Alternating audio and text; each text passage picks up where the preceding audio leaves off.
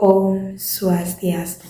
Halo semuanya, perkenalkan nama saya Nikade Dwi Nandini, nomor absen 24 dari kelas 11 MIPA 3. Nah, di video kali ini saya akan membahas biografi dan peran salah satu tokoh pahlawan Indonesia yang berperan dalam proklamasi kemerdekaan Indonesia. Beliau adalah pengetik naskah proklamasi kemerdekaan Indonesia. Siapakah beliau? Beliau adalah Sayuti Melik.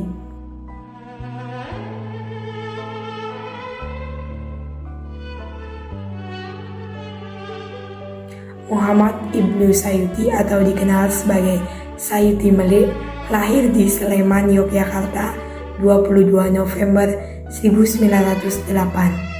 Ia anak dari pasangan Petu Prawipto, seorang kepala desa di Sleman, dan ibunya Sumilah. Sayuti Melik juga mempunyai istri bernama Surastri Karma Trimurti.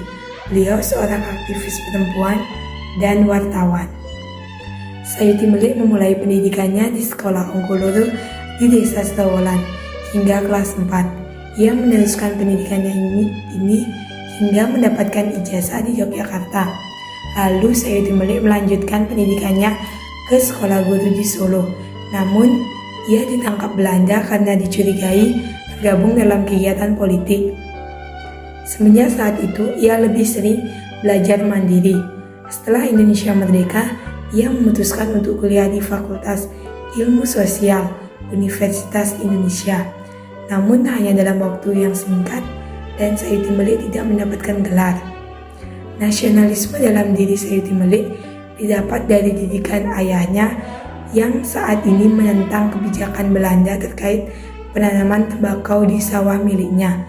Ia juga mempelajari nasionalisme saat mengenyam pendidikan di sekolah guru di Solo. Sayuti Melik berperan cukup penting dalam kemerdekaan Indonesia. Tak hanya dikenal sebagai orang yang mengetik naskah teks proklamasi kemerdekaan, ia juga punya sejarah hidup yang panjang dan berliku. Melintas batas zaman hingga wafat pada 27 Februari 1989 dalam usia 80 tahun. Tergabung dengan golongan muda yang menghendaki kemerdekaan Indonesia secepat-cepatnya tanpa menunggu janji Jepang, Sayuti Melik terlibat krusial dalam rangka peristiwa sejarah menjelang proklamasi tanggal 17 Agustus 1945. Nah, sehari sebelumnya, tanggal 16 Agustus 1945, Sayuti Melik dan para pemuda revolusional lainnya mengamankan Soekarno dan Muhammad Hatta ke Rengas Dengklok dekat Karawang. Tujuannya untuk mendesak dua tokoh golongan tua itu agar segera menyatakan kemerdekaan Indonesia. Pada akhirnya, Soekarno dan Muhammad Hatta setuju dan mengalam harinya kembali ke Jakarta untuk merumuskan naskah teks proklamasi di kediaman Laksamana Muda Maeda, seorang petinggi militer Angkatan Laut Jepang yang mendukung kemerdekaan Indonesia.